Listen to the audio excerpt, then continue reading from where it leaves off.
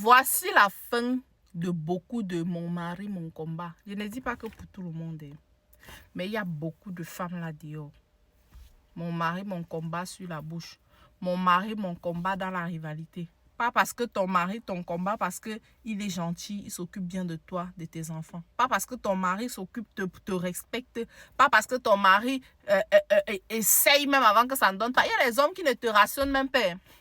Mais tu vois ses efforts, tu sens que le type là, quand il a même ses 10 000 comme ça, il vient te donner 4 000 sur ça pour te faire comprendre que bébé, le jour où ça ira, tu ne vas manquer de rien. Mais il y en a, certaines femmes là, tu les verras là dehors, mon mari, mon combat, elle rentre, on allume un œil, elle est que là, on allume le deuxième. Voilà un homme qui a fini de macheter la mère de ses 3 enfants. Un homme qui machette la mère de ses 3 enfants. Genre, il avait l'habitude que une fois, il a doum, elle est restée. Dit que, sûrement, elle a appelé ses parents. On a dit que ma supporte, c'est comme ça le mariage. Elle est restée. On avait l'habitude de doser. Elle est que là, on dose. Elle est que là, on dose. Elle est que là, elle dose. Elle est que là. Finalement, pour couronner le tout, le mari a dosé. Elle a dit que maman, elle a lu si quelqu'un peut d'ail. Finalement, elle a décidé de se réveiller. Elle a lu si quelqu'un peut d'ail. Là, voilà qui part porter plainte. Quand elle part donc porter plainte, son mari est au courant qu'elle est partie porter plainte. Comme quand on porte plainte, on ne fait rien pour protéger les gens là. C'est comme ça qu'on traite les femmes dans le sud. Ça s'est passé dans le sud. Et elle rentre. Le gars prend la machette. La fille tombe, on l'amène à l'hôpital. C'était la fin. Et le gars fuit. Tu as rendu 3 enfants orphelins. Qu'est-ce qui vous prend même souvent, vous les hommes là? Quand ça vient là, tu ne peux pas aller te mesurer à tes amis du quartier. Les gars qui frappent les femmes là, c'est généralement des poltrons, des bons à rien. Si on le met face à un vrai homme, il ne va pas pouvoir placer 2 mots. C'est généralement des gens qui n'ont pas confiance en eux. Des hommes qui n'ont pas confiance en eux. Des hommes qui ne se sentent pas assez hommes. Observez, peu importe. Je ne dis pas seulement que ce sont les hommes foirés. Même les hommes riches qui tapent là. C'est parce qu'ils sont au fond d'eux, ils n'ont aucune confiance. C'est des hommes, c'est des moindres hommes. Ils ont besoin de faire comme ça pour se sentir important, pour sentir que c'est eux qui portent le pantalon. Mon frère, tu as besoin de lever la main sur ta femme pour sentir que c'est toi qui portes le pantalon. Vous allez dire qu'il y a les femmes qui ont la bouche. Une femme qui a la bouche devant un vrai homme n'a pas la bouche.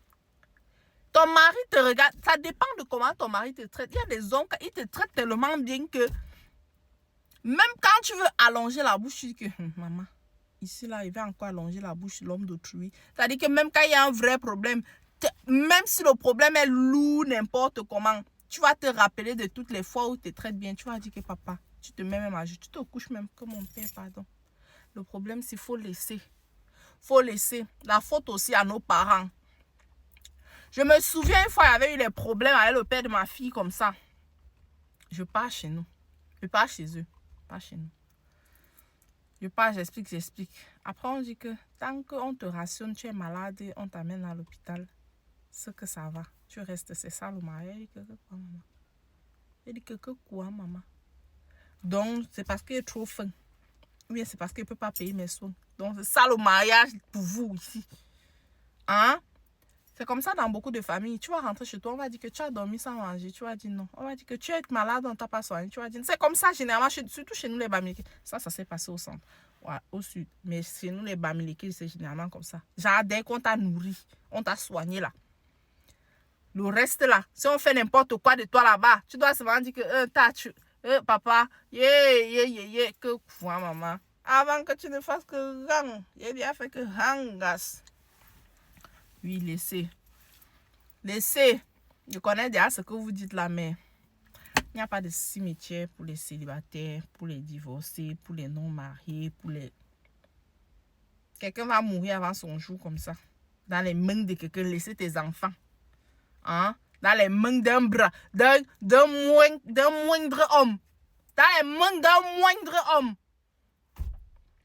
Je préfère d'aller comme ça là que c'est parce qu'on m'a... Dans un coin là-bas, on est en train de me charger le pain. Au moins, si tu vas arriver là-bas, dis que hey, papa, c'était un chargement de pain goûteux, juteux et bon. chargement de poing, coup de poing. Un chargement de poing, coup de poing stick. Qui est dans le coup de poing, maman? Yeah, qui va pirer dans ça? Qui va pirer dans ça?